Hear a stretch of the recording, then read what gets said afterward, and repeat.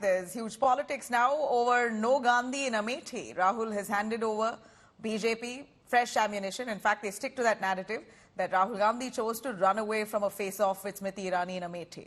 BJP has trained its guns on Rahul Gandhi yet again, saying that he's chosen a safe seat in Rai Bareli, mocking Rahul Gandhi, saying that he's scared of facing Smriti Irani. The Saffron Party has stated Congress has already smelt defeat in Wayanad, which is why Rahul Gandhi, the Gandhi sign, has chosen a second seat.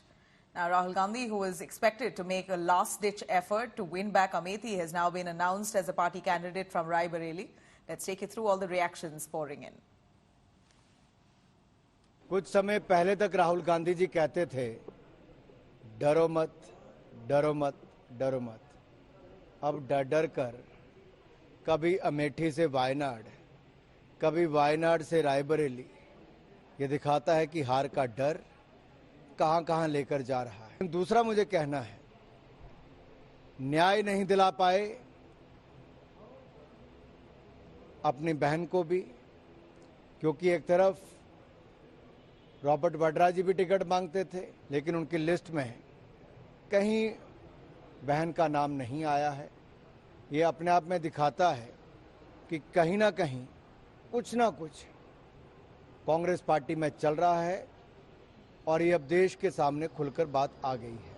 Amethi seat से गांधी परिवार पलायन कर गया। कांग्रेस डरी हुई है, डर गई है, भय है हार का। प्रदेश की जनता ने उन्हें नकार दिया है। अमेठी रायबरेली दोनों सीटें बीजेपी प्रचंड बहुमत के साथ पुनः जीत रही है। अमेठी हम 19 में भी जीते थे। इसमें दीदी ने वहां लगातार 10 वर्ष जनता की सेवा की है। और रायबरेली में तो इस बार बीजेपी आ रही, पहले सोनिया गांधी जी ने लड़ने से इनकार किया। अब आप जानते हैं राहुल गांधी जी आए, कोई फर्क नहीं पड़ेगा। बीजेपी प्रचंड बहुमत के साथ 80 की 80 सीटें जीतेगी। ये पहली बार होगा जब गांधी परिवार अमेठी से कोई नहीं होगा। अमेठी से गांधी परिवार कोई नहीं चुनाव लड़ेगा। हार जीत की बात की बात। आप जानते हैं कि इनके अंदर डर भर गया है। उत्तर प्रदेश से ये लोग डरे हुए हैं, इसीलिए वायनाड भाग करके गए थे।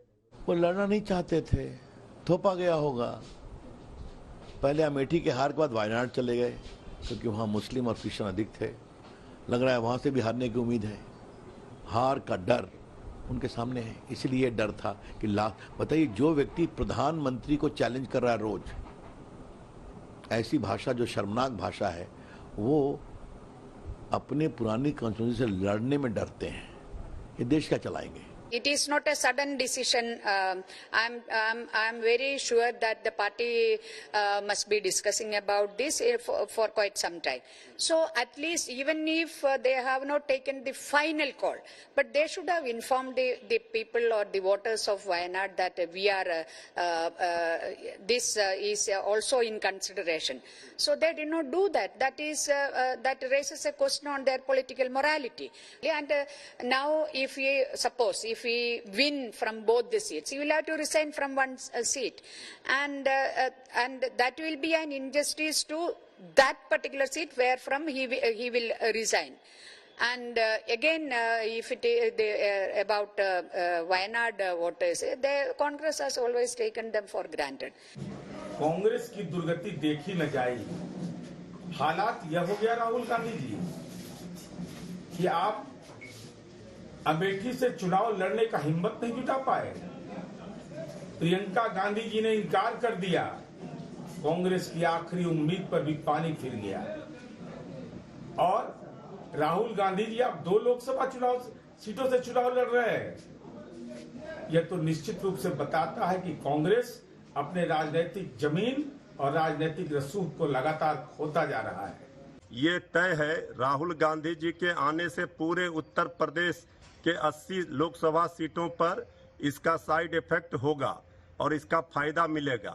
तो ये कांग्रेस पार्टी ने तय कर लिया है और पूरे कार्यकर्ताओं में, पूरे इंडिया गठबंधन के नेताओं, कार्यकर्ताओं में, समर्थकों में पूरा जोश और उत्साह है। आज राहुल गांधी जी नामांकन कर रहे हैं और बीजेपी की उल्टी गिनती शुरू हो रही है।